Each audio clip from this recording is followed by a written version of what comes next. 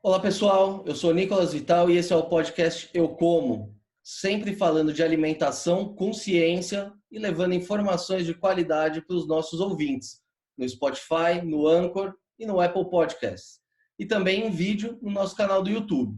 E hoje com uma novidade, a partir de agora serão 2 edições semanais, às terças e sextas-feiras. Você já segue a gente? Não? Então não se esqueça de seguir nas redes e se inscrever nos nossos canais. Bom, hoje a gente vai falar aqui sobre um assunto que vem dando o que falar nessa quarentena. O coronavírus em animais, em especial bovinos e aves. Esse vírus já existe há bastante tempo entre os animais, mas será que ele oferece algum risco aos humanos? Precisamos manter distância dos animais? Devemos evitar o consumo de carne? E os medicamentos veterinários poderiam ser uma alternativa nesse momento? É o que a gente vai saber hoje. E para falar sobre esse tema com conhecimento de causa, sem achismos, nós estamos recebendo hoje o Dr. Paulo Brandão, que é médico veterinário com mestrado e doutorado em epidemiologia experimental aplicada a zoonoses pela USP, e atualmente é professor associado da Faculdade de Medicina Veterinária e Zootecnia da USP, atuando em virologia e desenvolvimento de antivirais. Também é associado ao Coronavirus Research Group. Doutor Paulo, muito obrigado por aceitar o nosso convite. Obrigado. É uma honra ter você com a gente aqui nesse momento tão importante. Obrigado. Doutor, para a gente começar aqui, o senhor estuda o coronavírus desde o ano 2000. Esse vírus, então, nem é tão novo quanto a gente imaginava, né? Você quer ter uma ideia de quão velhos são os coronavírus? Veja só, eu não tenho fóssil de coronavírus, certo? Mas eu consigo, analisando o genoma, a taxa de mutação, a gente consegue fazer especulações e inferir quão antigos certos vírus são, né? Por esse trabalho, existem publicações que indicam que os coronavírus têm, presta atenção agora, 293 milhões de anos de idade. É muito mais velho do que a linhagem humana. A linhagem humana começou há 3,5 milhões de anos nas savanas africanas, né? E já existia coronavírus há muito tempo, antes de a gente chegar por aqui, né? Agora, em termos de conhecimento humano de coronavírus, a primeira doença mesmo, que depois foi associada a coronavírus, foi descrita nos anos 30, que é a coronavírus de galinhas, né? E aí o senhor vem estudando isso desde o ano 2000. Já estudei coronavírus bovino, galinha, cão, gato, morcego, humanos e por aí vai, né?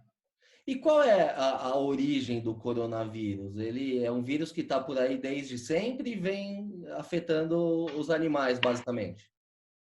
Os coronavírus que se conhecem hoje, quase todas as espécies de coronavírus que se conhecem, que infectam essa diversidade de mamíferos que a gente tem, e aves também, quase todos eles vieram de morcegos. Morcegos são hospedeiros naturais, são hospedeiros assintomáticos para coronavírus. Então, os morcegos são um reservatório de evolução e de emergência de novos coronavírus. E eles distribuem no passado evolutivo histórico esse vírus ao longo da escala filogenética, né? E é uma doença comum em animais no Brasil? Não, no Brasil, não só no Brasil, mas no mundo, não deve ter. Tem raríssimos lugares no mundo, por exemplo, que não tem a doença chamada de bronquite infecciosa das galinhas, que é causada pelo coronavírus aviário, que acomete frangos de corte, que acomete poedeiras, matrizes de galinha. Então é um vírus absolutamente disseminado e comum. Coronavírus bovino, que causa diarreia em bezerros, é muito comum no mundo todo também. Coronavírus canino e felino é o dia a dia de um clínico veterinário, por exemplo. Então é muito comum. E quais são as diferenças desse coronavírus dos animais para o humano? Porque, pelo que o senhor está dizendo, nos animais eles são muito menos agressivos, né? Eles não levam à morte, ou levam. Tem, de modo geral, não causam doenças graves, mas algumas doenças em outros animais que não seres humanos, causadas por coronavírus, têm alta letalidade. Tem coronavírus altamente virulento em gatos, por exemplo, que tem letalidade de 100%. Alguns coronavírus de cães, algumas variantes mais agressivas, podem dar alta mortalidade em cães jovens. Algumas variáveis ou variantes, digamos assim, do coronavírus de galinhas são mais agressivas para as galinhas, podem levar a queda de produção de ovos, retardo de crescimento. Então, tem coronavírus que são bastante agressivos. São até mais agressivos do que esse, atualmente, esse novo, pode ser para humanos. E, de modo geral, o coronavírus não gosta muito de trocar de hospedeiro. Isso acontece muito raramente. Né? Coronavírus de gato, só de gato. Cão, só de cão. Humano, só de humano. Não é um padrão para um coronavírus. Outros vírus trocam de hospedeiro assim, facilmente. Esses não. Certo. E qual que é a diferença básica desses coronavírus, né, animais, para o Covid-19 que foi identificado em humanos? Para o vírus ter sucesso no hospedeiro dele, ele precisa de duas coisas. Primeiro, ele precisa ter a chave correta, né, para abrir a fechadura correta da célula. Em termos virológicos, as proteínas de envelope do coronavírus têm que se acoplar perfeitamente no receptor celular. Né? Eu não tenho o receptor celular para o coronavírus felino. Não tem para o coronavírus de galinha, mas a galinha tem perfeitamente. Então ele consegue infectar se ele tiver a chave. Depois disso, ele tem que se dar bem naquele meio citoplasmático ali, né? O citoplasma de um gato é diferente do citoplasma celular de um cão, de um humano, né? O habitat é diferente, né? Mais ou menos assim, eu pegar um bando de pinguins lá pinguim imperial da Antártica e jogar na selva amazônica. Eles vão andar um pouquinho, mas vão cair porque não estão habituados ainda. Claro, se jogar uma população muito grande, um ou outro vai sobreviver, né? Esse é um conceito importante em evolução de vírus, né? E o senhor já falou um pouquinho, né, dos sintomas apresentados, mas e eles levam a impactos econômicos para os produtores? Sim, Ou é uma coisa... A taxa de contágio é muito alta, uma vez que um frango esteja contaminado, ele pode contaminar a granja toda. uma galinha que tenha coronavírus aviário, ela pode passar para outras 20 galinhas. Isso é muito mais, uma taxa de transmissão muito maior do que o sarampo humano, por exemplo, que é de 1 para 16. Né? Claro, isso tem a ver com a densidade populacional, né?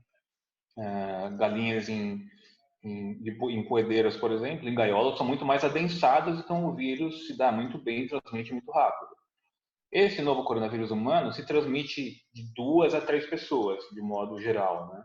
Mas ainda não se sabe muito sobre ele em termos de algumas vias de transmissão, por exemplo. Ele tem transmissão aerógena, mas quanto isso conta para essa multiplicação de casos não se sabe bem, né? Então essa é um vírus bastante infeccioso. E em termos de prejuízo econômico, ele traz o maior prejuízo econômico de coronavírus é em agricultura. Né?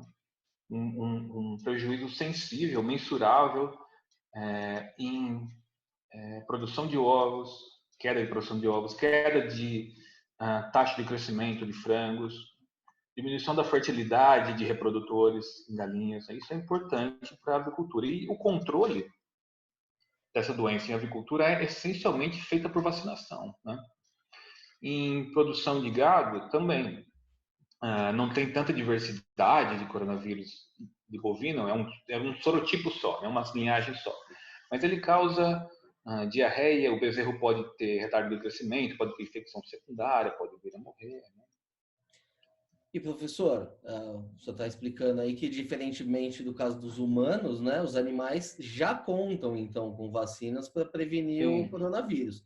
Então, qual é a recomendação? É um tratamento preventivo em todo o plantel, sempre? sim, é sempre preventivo. Tem que se considerar se tem coronavírus ocorrendo lá ou não. Tem que se dizer qual é o tipo de coronavírus que acontece, qual o sorotipo, qual a linhagem. Se eu considerar, por exemplo, esse maior problema que eu falei, que é o coronavírus para avicultura, né, coronavírus de galinha, ele tem dezenas de sorotipos diferentes e um não protege contra o outro. Então, a primeira coisa tem que saber qual o tipo que acontece ali para fazer um desenho de recomendação vacinal, né? E existem vacinas específicas para cada um dos tipos. Não tem como ter uma vacina para todos os tipos coronavírus aviário, né? Para bronquite infecciosa, não dá. A gente tem um painel disponível de vacinas já prontas e não tem também, é completamente irracional eu pensar que eu consiga fazer uma nova vacina a tempo para cada sorotipo que vai surgindo no Brasil ou no mundo, por exemplo. A gente tem alguns painéis, a gente sabe que tem algum grau de proteção cruzada mais amplo entre sorotipos, né? Então, não é necessário ter uma vacina do tipo brasileiro, porque a gente sabe, olha, combinando essa e aquela vacina, a amplitude imunológica é maior e a gente consegue controlar, né? Mas sim, tem que ser entendido qual tipo que tem lá para saber se a vacina já foi validada de um modo experimental contra ele. Quem responde, na verdade, não é o pesquisador. Quem responde se funciona é a galinha, né? Então tem que ter sido testado já nela, né? E essencialmente é isso, né? Quantos sorotipos mais ou menos existem hoje em circulação no Brasil? Tem ideia?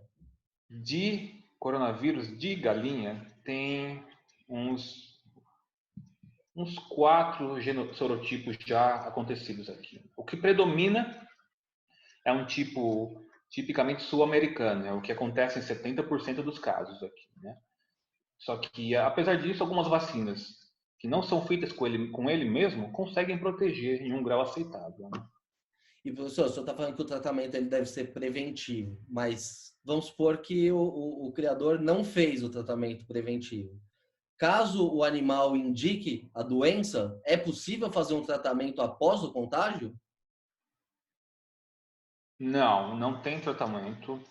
Nenhuma coronavirose em nenhum animal tem tratamento, exceto um tratamento antiviral específico que vem sendo agora proposto para gatos.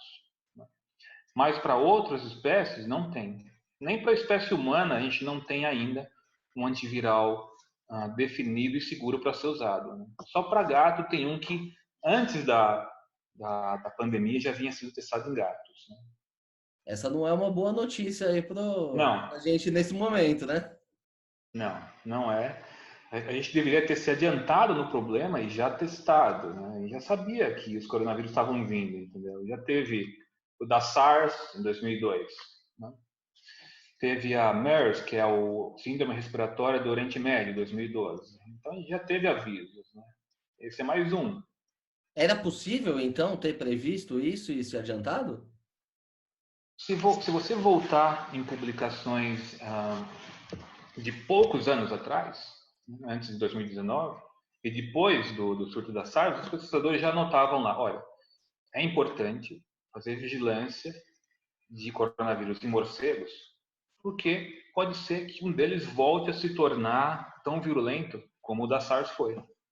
E é o que aconteceu, né? Então já se tinha dados de que isso poderia acontecer, né? A diferença é que no caso da SARS, aquele coronavírus de 2002, ele não se tornou pandêmico, né? Muito diferente desse agora, né? E, professor, o senhor acabou de dizer que não existe risco de transmissão da doença dos animais para o homem. A carne pode oferecer algum risco ou também não? Não, transmissão de coronavírus por ingestão de alimentos, em termos de transmissão interespécies, não. Isso não é factual, não existe isso. E o caminho inverso, agora que o homem também tem o Covid-19, é possível transmitir essa nova variedade para os animais? Tem 3 espécies que não são humanos, nas quais esse vírus já foi detectado: tigre, gato e cachorro, né? Foram pouquíssimos casos. Como isso aconteceu? Esses animais tinham contato com pessoas ou doentes ou pessoas assintomáticas. Foram cães na China, um gato na Bélgica e um tigre no zoológico do Bronx, Nova York. Como seguiu? Eles tiveram infectados tiveram alguma replicação viral, tinham positividades sucessivas em dias seguidos e depois a positividade sumiu. Como eu explico isso? Voltando naqueles dois elementos que eu falei no começo, o que precisa para um vírus infectar. O receptor que nós temos aqui, para esse SARS-CoV-2, esse novo coronavírus, ele existe em outras espécies, mas a estrutura dele é um pouquinho diferente. Na nossa, o novo coronavírus tem uma superafinidade. Nessas outras espécies, o modo que esse receptor se apresenta assim, estruturalmente é diferente. Então, o vírus pode ter alguma afinidade e infectar um pouquinho. Aí vem outro desafio para o vírus. Esse vírus agora é um vírus humano. Ele sabe se replicar bem em célula humana. Mesmo que ele entre na célula de outro animal, ele vai encontrar um habitat diferente ali. A história de jogar os pinguins lá na Amazônia, né? Alguns deles vão sobreviver um pouquinho, mas talvez não se reproduzam tanto, né? Então, por isso, nesses casos, o que eu quero dizer é que essas infecções que vieram de humanos para essas espécies foram autolimitantes, né? Mas eles podem se tornar, de alguma forma, um hospedeiro, por mais que Não, ele não consegue transmitir nem para outros animais e nem para não, outros humanos. não. Com o que a gente sabe agora, cães, gatos não são hospedeiros, não transmitem entre eles e nem deles para a gente de volta. E, professor, o senhor disse também que o morcego, né, é a única espécie que consegue transmitir, né, não só para humanos, mas para outros animais também. Não existiria uma forma de criar uma vacina para os morcegos? É claro que é um animal silvestre, enfim, mas alguma forma de tratar o vetor? Existem 1.200 espécies de morcegos no mundo. Eles são 1/4 das espécies de mamíferos. Isso em termos de número de espécies. Em termos de população censo, ou seja, número de indivíduos, você tem cavernas de morcego insetívoro nos Estados Unidos que tem 20 milhões de indivíduos. Fora a diversidade dos próprios coronavírus que eles têm. Que talvez uma vacina não funcione para aquela espécie. E também nem todos os coronavírus em morcegos vêm a ser agressivos. A gente já achou coronavírus aqui na cidade de São Paulo, no morcego, né? Então tem todos esses níveis de problema para não ser viável vacinar morcego contra coronavírus. Mas então isso que você falou é mais uma coisa preocupante, porque podem existir outros novos coronavírus aí circulando entre morcegos e que podem também Sim. atingir humanos. E outros vírus que não só coronavírus, né? Porque os morcegos, na verdade, eles não atacam, né, os humanos normalmente. Isso eu acho que Não. pela ingestão desse animal que é comum lá na China, né? Duas coisas. Comer morcego é uma característica, digamos, etnogastronômica, se é que existe essa palavra, né? Mas depende da etnia, né? Por exemplo, aqui no Brasil Central, populações nativas se alimentam de morcego, né? Não é algo raro ou que deva causar algum celeoma olfato, né? A transmissão não se dá por ingerir a carne, se dá por entrar em contato com o morcego ainda vivo ou ao preparar a carcaça ali antes de cozinhar, né? Eu entro em contato com secreções, com fezes, etc. E esses aerossóis me acabam infectando, né? A carne em si não tem problema. Não, não, não. É claro, eu estou pensando só em coronavírus, né? Tem outros patógenos aí, bactérias, protozoários que podem eventualmente se dar melhor num cozimento ali e não estar completamente inativados. Estou pensando em vírus só, né? E, professor, no meio desse pânico atual aqui que a gente está vivendo, tem muitos boatos circulando nas redes sociais. Um deles é a história de que medicamentos veterinários, né, entre eles a ivermectina, poderia ser eficaz para o tratamento da doença em humanos. Isso faz algum sentido? Essa ideia veio de um trabalho no qual se testou in vitro, em cultivo celular. Como é que eu faço isso? Pego bem assim, superficialmente, pego uma garrafa plástica, na superfície dela eu faço crescer um tapete de células, né? Coloco o vírus ali e vejo se aquele antiviral funciona ou não. Nesse modelo, em cultivo celular, funcionou. Okay. Mas, para traduzir isso para a farmacologia, para um organismo completo, eu teria que elevar muito a dose em níveis possivelmente tóxicos para o humano, para que ele atingisse a dose efetiva igual a que eu tenho ali naquele cultivo celular. Então, não se aplica. Né? Ivermectina já foi usada em casos humanos para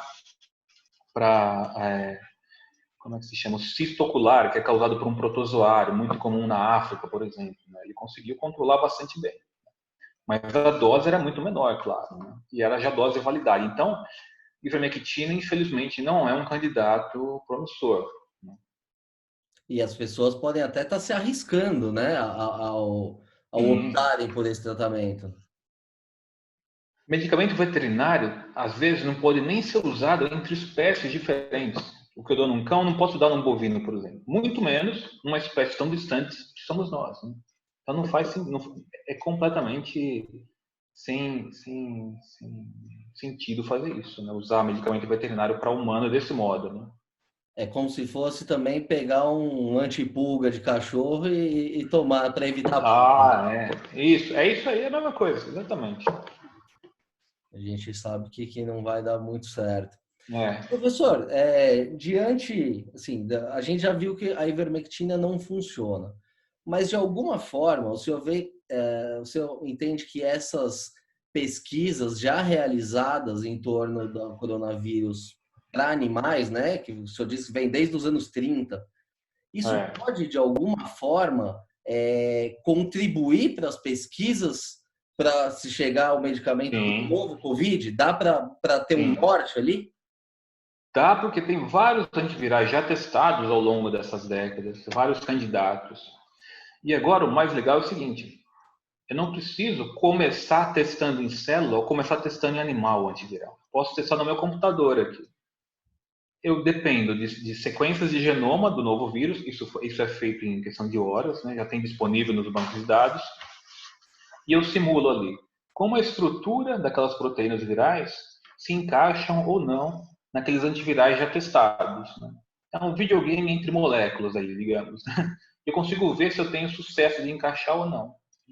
Com isso eu faço uma triagem muito rápida, jogo fora os maus candidatos e fico com os bons só. E aí eu vou para o laboratório mesmo. Né?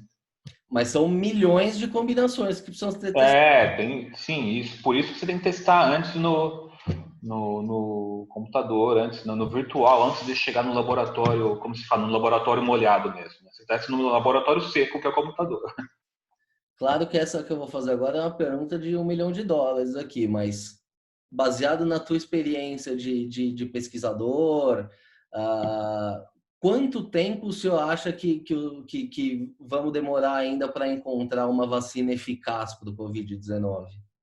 Encontrar uma vacina, eu posso amanhã ter um candidato. Eu pego no meu laboratório um coronavírus similar e falo, ó, tá aqui, vamos testar. O problema é chegar numa vacina que seja segura. O que a vacina tem que fazer? Ela tem que gerar anticorpo, ela tem que proteger e ela tem que ser segura. Gerar anticorpo, fácil. Mas proteger e ser segura, aqui é que entra uma parte importante da tecnologia, né? De testar em animais não humanos, testar em humanos, passar por fases clínicas para ver se eu não vou ter a doença pelo vírus ou por fragmentos do vírus e se eu não vou ter reação aos outros componentes da vacina. Né? Então, eu diria realmente que uns 2 anos para ter uma vacina é um tempo razoável. Não vai estar pronto para essa onda. 2 anos? Para essa onda aqui, sem chance. Não vai ter. Então a gente vai ficar confinado um tempo ainda. Vai ficar confinado um tempo, mas essa não é a primeira vez que um novo coronavírus toma a população humana. Usando aquelas histórias de relógio molecular, a máquina do tempo molecular ali, a gente tem 4 coronavírus humanos comuns já, que são envolvidos em resfriado. Ninguém nem dá a menor importância para eles, mas a gente tem. Eu posso ter agora, você vai ter amanhã, as pessoas tiveram ontem resfriado simples, sabe? Você imagina que esse vírus alcançou uma população humana completamente não imune no século XIX. A gente não tem registro disso histórico. Mas agora, e pode ter causado uma pandemia como hoje, com as mesmas características epidemiológicas e clínicas, mas hoje esse é um vírus bonzinho, digamos assim, né? É muito comum em resfriado, mas causa um sintoma suave. Então, possivelmente, esse vírus novo agora vai seguir esse mesmo caminho, baseado nessa alta transmissibilidade, nessa baixa letalidade que ele tem. A gente pode especular isso. Então, em um ou dois anos, ele vai virar um vírus sazonal, como é o vírus da gripe. Então, acho que o próprio homem vai desenvolver esses mecanismos de proteção. Vai. O que a gente não pode é jogar todo mundo para o vírus agora, né? Por quê? Vai ter muito caso clínico concentrado, e mesmo que a pessoa não precise ir para um hospital, ela vai querer procurar o hospital. E ali é um dos nossos problemas, né? No fronte hospitalar, ter capacidade para suportar todos os pacientes. Então, a ideia é não jogar todo mundo para o vírus agora e fazendo isso muito lentamente para que não sature o sistema hospitalar, né? E, professor, já indo para a nossa reta final aqui e voltando um pouco para os animais, o coronavírus hoje ele é uma doença que está controlada aqui no meio animal no Brasil, a gente pode dizer isso? Em galinhas, não. Não? Voltando ao velho exemplo das galinhas, certo? Como eu te disse, a gente tem combinações de vacinas disponíveis agora que protegem bem contra os tipos virais de campo, selvagens aqui. Né? Mas, mesmo assim, tem escape de vírus que consegue fugir à imunidade das vacinas. O que a gente precisa é tentar conseguir trazer outras vacinas disponíveis internacionalmente para cá. Não precisa fazer uma nova para cá. Então, está controlado aqui? Não. Coronavírus de galinhas, que é o maior exemplo de epidemiologia de coronavírus, não está controlado. A gente tem tecnologias que devem ser trazidas para cá prontas, e isso vai ajudar a controlar. Mas se você quiser estudar vacina para coronavírus, não tem nada melhor do que estudar coronavírus em galinha. Tudo que você imaginar, tudo, qualquer tecnologia que você imaginar já foi tentado em galinha. Tudo, tudo, tudo, tudo. Mas a taxa de vacinação preventiva nas galinhas também fica abaixo do necessário? Não, a vacinação, a taxa de vacinação é boa, mas às vezes você tem numa ou na outra propriedade, numa avicultura, um tipo viral selvagem que foge à vacinação. Né? Só para você ter uma ideia de quão eficiente pode ser a vacinação, como eu falei, uma galinha transmite para 20. Se a galinha for vacinada, ela não transmite para nenhuma. Isso demonstrado experimentalmente. Entendeu? Então, isso é se alguém é contra a vacinação, por qualquer motivo que seja, estuda a história das galinhas sobre a bronquite infecciosa. A vacinação é absolutamente convincente e funcional. A ideia da vacinação nem sempre é evitar que você tenha doença, é evitar que você a transmita. E no caso de cães e gatos, também já existem as vacinas e aí cabe ao tutor ter essa preocupação. Para gato não se tem vacina em uso, mas para cão tem. E ela vem junto naquele antipulga normal? Vem junto naquelas vacinas múltiplas, né? Não. Óctupla ou por aí vai, né? Ela vem Então, junto. Né? a importância de manter a vacinação dos Sim, pets em dia. Né? isso, claro. Sim. Não tomar nunca, jamais vacina veterinária. Isso. Você vai ver a sua vai abrir a carteirinha lá do seu cachorro, vai ver, uau, foi vacinado contra o coronavírus?